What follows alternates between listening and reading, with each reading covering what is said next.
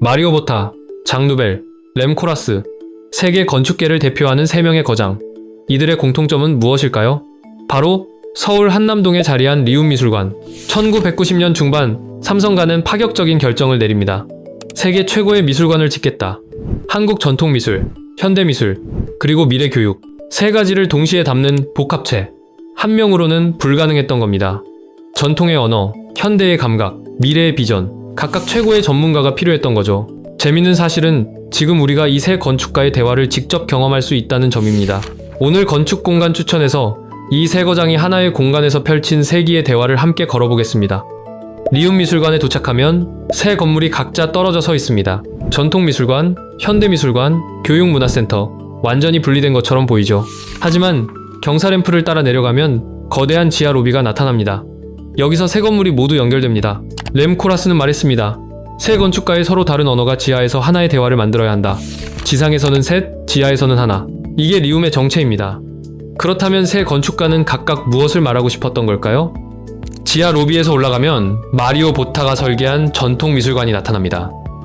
안으로 들어서자마자 압도당합니다. 지하에서 4층 천창까지 뚫린 거대한 원형 공간, 로툰다. 천창을 통해 자연광이 쏟아져 내리고 나선형 계단이 이 수직 공간을 감싸며 올라갑니다. 흥미로운 건 동선입니다.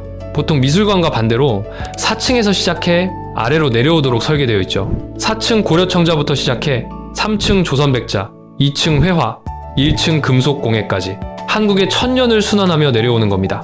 그런데 이 전시장들 바닥이 아니라 천장에만 고정되어 있습니다. 보타는 유물이 무게에서 해방되어 공중에 떠 있는 것처럼 보여야 한다고 했죠. 그래서 띄웠습니다. 마치 천년의 시간마저 중력에서 벗어난 듯한 느낌입니다. 이 나선을 따라 천년을 거슬러 내려오다 보면 어느새 거대한 항아리 속을 걷고 있다는 느낌이 듭니다. 밖으로 나와 건물을 다시 보면 그 이유를 알 수 있습니다. 건물 전체를 감싼 테라코타 벽돌. 흙을 구워 만든 재료죠. 단순한 벽돌이 아닙니다. 도자기가 흙을 불로 구워 탄생하듯 이 건물도 테라코타를 불에 구워 만들어졌습니다. 보타는 이렇게 생각한 것 같습니다. 한국 도자기의 본질을 건축으로 표현하고 싶었다. 전시하는 내용과 건물이 같은 재료여야 한다고 생각했다. 보타는 건물 자체를 하나의 도자기로 만들었습니다. 전시품이 건물 안에 담긴 게 아니라 건물이 전시품과 같은 본질을 공유하도록 말이죠. 천년의 유물을 담기 위해 천년을 견딜 그릇을 만든 겁니다. 이번엔 장 누벨의 현대미술관입니다. 입구에서 가장 먼저 관객을 맞는 건 철망 안에 돌이 꽉 채워진 거대한 가비온 벽입니다. 그런데 이게 단순한 장식이 아니에요. 누벨은 경사진 대지를 수직으로 깊게 파서 협곡 같은 공간을 만들고 그 단면을 가비온으로 구조적으로 잡아줍니다. 즉 이 벽은 풍경이면서 동시에 옹벽이고 건물의 첫인상을 결정하는 건축적 장치인 거죠. 여기서 중요한 포인트 하나. 이 돌들은 어디서 왔을까요? 놀랍게도 협곡을 파내며 나온 돌을 그대로 재사용한 것입니다. 새 자재를 들여오는 대신 대지가 가진 재료로 대지를 다시 고정시킨 셈이죠. 그래서 누벨이 이렇게 말합니다. 새로 지어진 게 아니라 원래 이 땅에 있던 것이 형태를 바꾼 것이다. 새로운 자재를 가져온 게 아닙니다. 그 땅에서 파낸 돌이 다시 벽이 되어 그 자리를 지키고 있는 거죠. 내부는 차가운 스테인리스와 유리로 마감된 아주 현대적인 공간이에요. 그런데 창밖으로는 여전히 거친 돌의 단면이 그대로 보입니다. 유리 너머로 가비온 벽과 나무가 겹쳐지면서 실내에 있는데도 자연 속에 있는 듯한 감각이 생기죠.